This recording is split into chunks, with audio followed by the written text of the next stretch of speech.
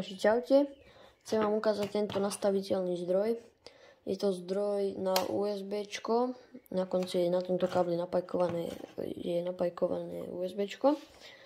A vidíte, že keď ho zapneme, tak nám dá najmenšie napätie asi tak 1,2 V. Tu je plus výstup a minus výstup. A tu je potenciometer na regulovanie napätia. Vám to otvorím. Je to v nejakej krabičke, čo som našiel.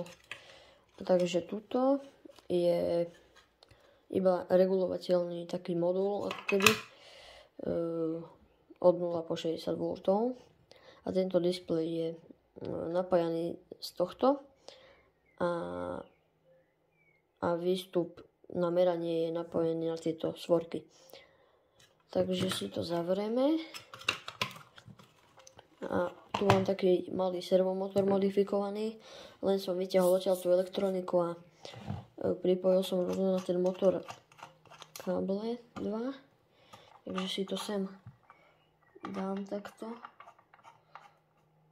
A keď ho zapneme ten zdroj, tak sa nám točí pomaly a môžeme regulovať napätie.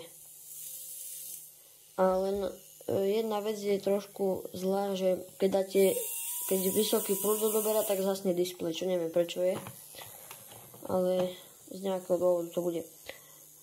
Takže ešte vám ukážem, ako ide až po 60 V. Zapnem ho a môžeme dať úplne naplno. A keď chvíľku počkáme, tak ide až na 60 V. Takže toto bol môj regulovateľný zdroj a čaute.